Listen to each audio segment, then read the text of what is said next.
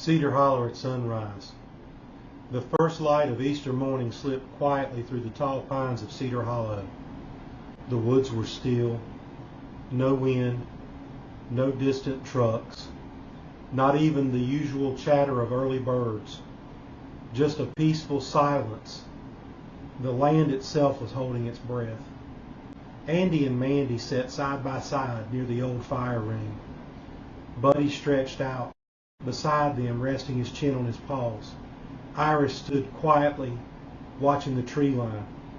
Chaos and Princess whispered to each other, though once even Chaos wasn't causing trouble. Something felt different, something important. From the shadows of the trees, Lucinda stepped forward. Her coat caught the rising light for a moment, and she didn't look like a hound. She looked like something older, something remembered. "Do you know what today is?" she said softly. Mandy raised her paw. "Easter." Lucinda nodded. "But do you know what that means?" The pups looked at each other. Chaos spoke first. "Is it about eggs?" Princess rolled her eyes. "Of course it's about eggs, Chaos." Lucinda smiled gently. "No, it's about something much bigger." Lucinda walked to the edge of the clearing where the sun touched the ground. Long before Cedar Hollow, long before the academy, long before all of us, she paused. There was a moment when everything seemed lost. The pups leaned in closer.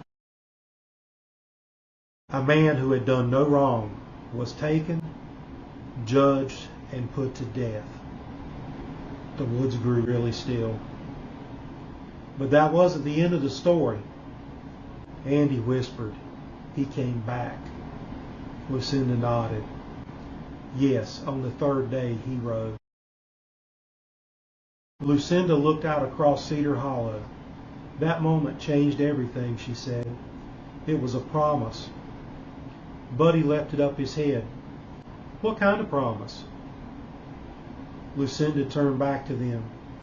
"That darkness doesn't win, that death isn't the end, and that love always finds its way back."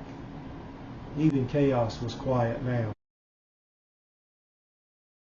As a breeze stirred through the trees, just enough to stir the leaves, just enough to carry a scent.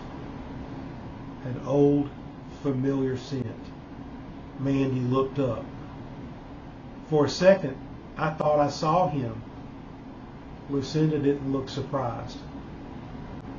"Some say," she said softly, "the guardian of the hounds walks closest on mornings like this.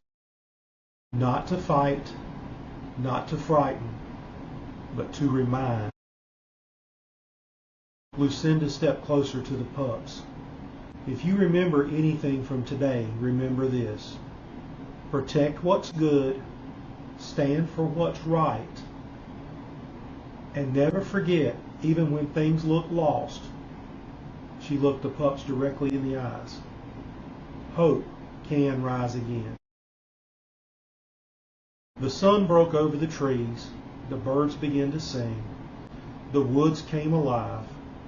Chaos finally spoke. "So can we still do eggs?" Chaos said. Lucinda laughed. "Yes, Chaos, you can still do eggs." Princess smirked. "I told you so." As the pups ran off into the morning, the woods of Cedar Hollow whispered a truth older than any trail.